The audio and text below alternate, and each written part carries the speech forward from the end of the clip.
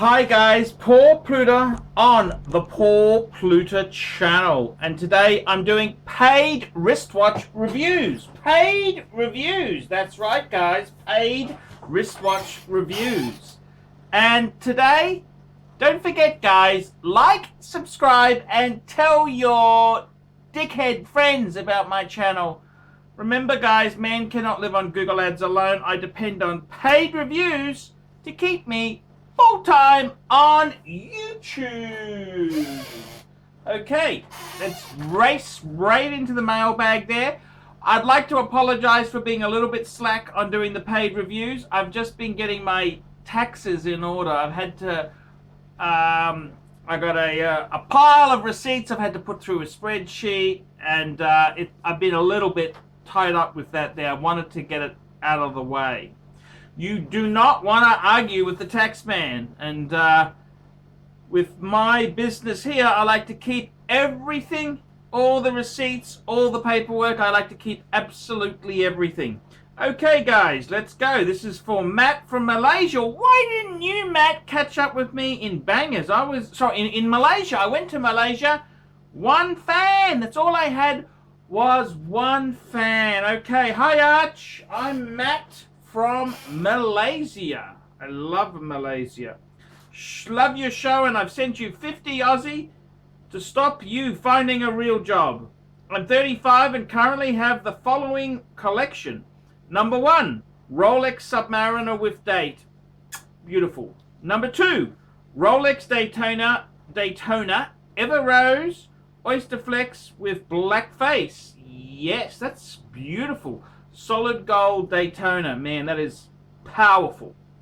And number 3, a Patek 5146G. That's an annual calendar in white gold. The 5146. That's technically the model that replaced the 5035. It's a little bit larger. I think the 5146 is stunning. I would like your opinion on what to buy next. Okay. Patek 5711 or a Patek 5130J World Time. Okay, let's have a talk about this here. I'm finding it hard to even see a 5711 in any of the ADs due to the demand right now, and it's around 48,000 Australian on Chrono24. It's not worth it. You can buy a more complicated watch for that price. Hence why I'm looking at the 5130J. How do I get an AD to get me a 5711 at retail price, cheaper than resale? Or should I just forget it and get a 5130J? Look forward to your thoughts, and I look forward to your video response. Keep up the entertainment. Matt. Thank you, Matt. Before we jump into that, I would like to say a few things. In your watch collection there itself, you got the Rolex Submariner with date. Beautiful. You got a solid gold Daytona, and you got a World Time. What a great collection. Man, I would just very quickly, I would add just a couple of simple little pieces just to give you a little bit of working stock. I love your collection. You're clearly a guy who's got style, class, and a bit of coin.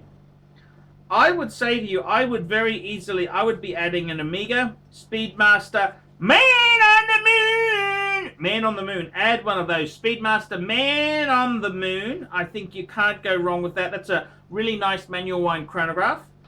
And I would also add some sort of Rolex GMT. I'd go for the Explorer 2. Explorer 2. That's right, I would go Explorer 2. Because that would be your GMT function watch there. So very quickly there, I just want to say you should be adding those two pieces. 2 steel stunners to give you working pieces. So that's what I would be doing. Some steel, always need some working stock there. As for your question on a 5711 or a 5130J, now let's just clarify this here. The 5711, that's the blue, that's the Nautilus. You can get it with a white dial or the bluey grey dial. You'd have to go the bluey grey dial, but it is in such short supply, and Yeah, I gotta tell you the truth. Many years ago, this is probably about 7 years ago, I was working for KBR, and I had my Calatrava, the white gold, the 5107G, and a guy I worked with, he had a 5711.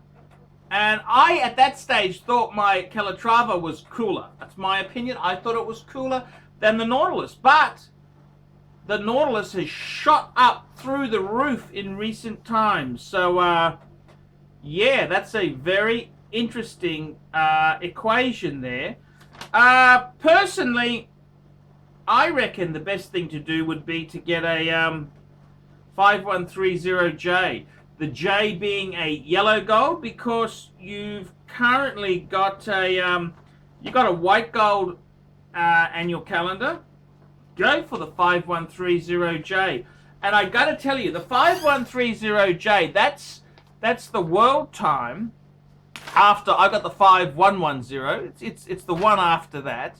They are an absolute bargain. At the moment, they are an absolute bargain.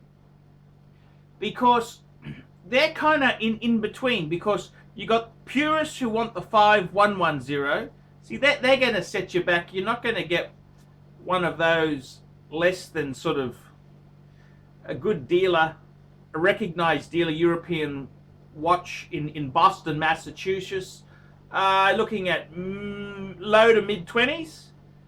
Whereas this is US dollars, whereas a 5130, probably under 30. So it's not much more for a really cool watch. Now the 5130 is a little bit soft at the moment because the new world time's come out. That's the 5230. They're only doing that in white gold and rose gold. So I agree with you. I would be getting the smart money, in my opinion, would be a yellow gold, because they don't do the new world time in yellow gold. I'd get a yellow gold, and I would get myself a 5130.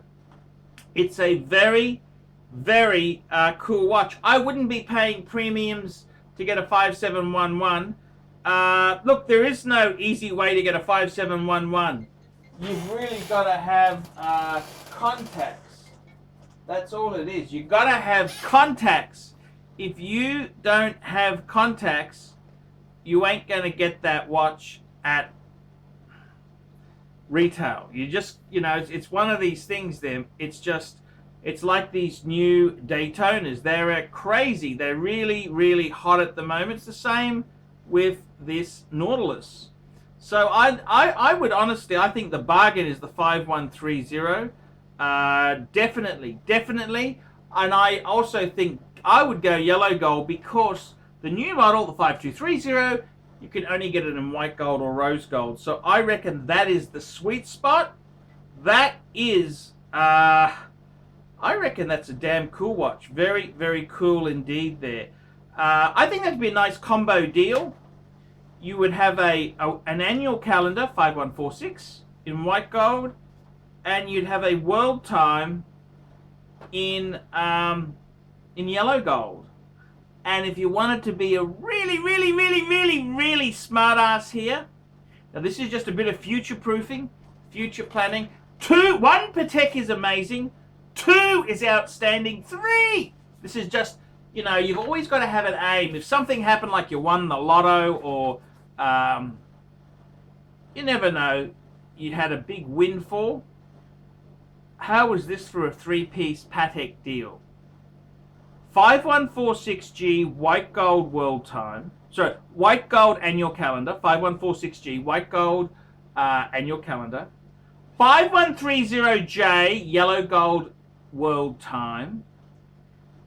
And how about this? A rose gold 5170 chronograph, manual wind chronograph. That would be 3-piece Patek combo deal. That would just be obscene. I think it's pretty crazy, pretty amazing to have a 5146 and a 5130. Both very similar genres. They came out around the same time. They're both beautiful Beautiful watches. Absolutely beautiful. Do it! Just that's what I'd be doing. Forget the 517, 5711. Forget it. It's just crazy. I'd much rather have a world time any day of the week than a 5711. The world time, you've got to understand, that technically in the Patek hierarchy of models, they put the world time above the annual calendar. So, I reckon that'd be a great way to go. And that three-piece Patek combo deal, the 5146, it uses the big rotor, the 324 movement. The world time would use the 240 movement. And the chronograph Patek, it uses manual wind Patek. So you've got 3 different machines in them. This is just a great combo deal. So definitely forget the 5711. That's just, I don't even like it that much. I really prefer a precious metal Patek. That's just my view. Go for the 5130G. I think you'll never be happy with that. I would very easily, I'd add a little bit of filler to the collection. Omega Speedmaster Man on the Moon and an Explorer 2. Gives you 2 steel stunners to give you some base in the collection. So I just want to say, Matt, that's a fantastic dilemma to have in life. You are doing something right. 5130J, that's beautiful. Man, that is an amazing watch. I tell you now, that is absolutely amazing. They are a little bit soft on the secondary market, so these morons out there, it's soft. That is the one I would buy. If I was buying a world time now, I would buy a 5130 in yellow gold. That's the model I'd get. I love my 5110, but the 5130 has softened. The 5110 has gone up a bit. People like that dial. I think it is a wee bit small, just a wee bit small, whereas the 5130, perfect, absolutely perfect. So that's where I'd be going. So there you go. Archie's spoken. Tell me what you guys think of that. Remember, like, subscribe, and tell your friends about my channel.